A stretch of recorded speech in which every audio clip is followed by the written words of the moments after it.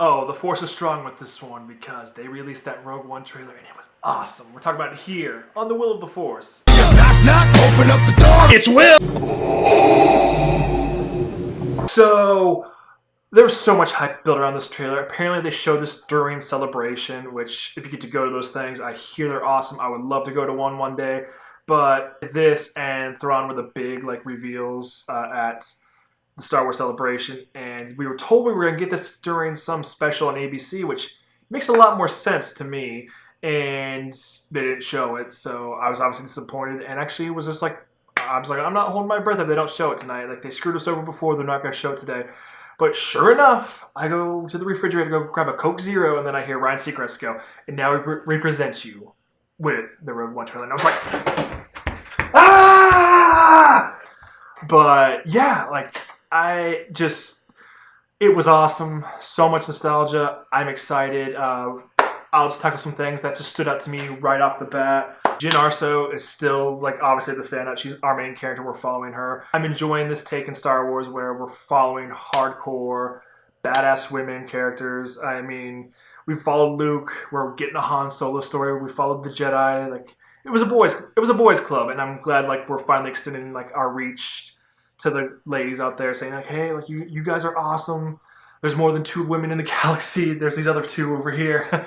But Jyn Erso was awesome. Another scene that stands out to me where she was just on that bridge, staring down that TIE fighter, she was going to take it down. We're oh my god. We have the other scene where her and her little co-pilot friend are escaping. It looks like a planet being destroyed, or maybe a cavern falling down. I don't know, but it looks awesome. So maybe the Death Star gets tested at one point, even though we were led to believe in A New Hope / Star Wars that the first shooting of the Death Star was on Alderaan, funny enough. And speaking of this movie, Jimmy Smits is coming back to be Bail Organa, so that is awesome. I'm glad to see him come back because it just brings more credibility to this film. And it'd be a nice cameo and just a nice touch to have him and then the Mon Mothma character from Episode 3. Just really awesome right there.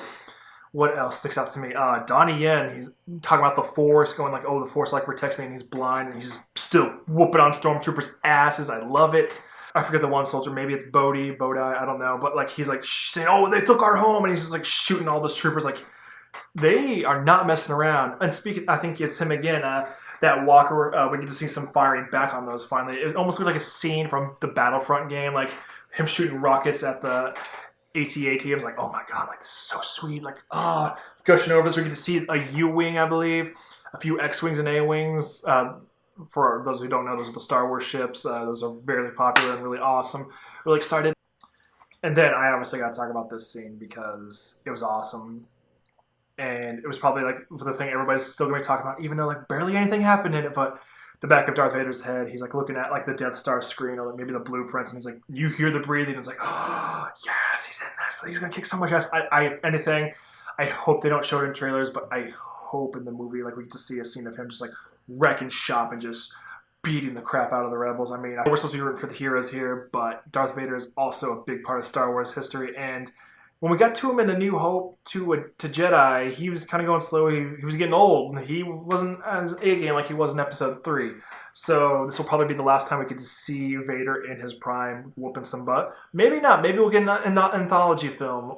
I've got the comics and the books, so I can also read all that stuff in there too, but I just know they would be so awesome, and it would be a wasted opportunity if they didn't use Vader in that way. Just wreck on rebels, and maybe that could be the last sequence. The rebels are running, trying to get away from Vader to get the plans to Leia and Senator Organa, and one by one, Vader's just taking them down. Maybe Donnie Yen actually holds his own against them for a little bit, but then Vader's oh, you're a foolish old man, just stabs in the back. Oh, I don't know.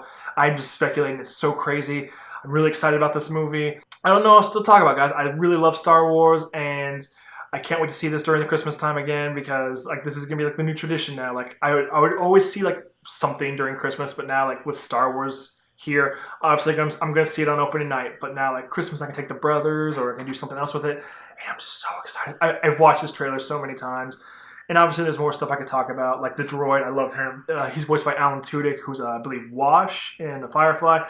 But just, his humor, he reminds me of the evil C-3PO from the Vader comics, which if you aren't reading those, you need to read those, too. You don't need to understand what's going on here, but it's almost like an homage to him, the whole oh, hey, the master says, like, you're a good guy. I'm not going to kill you.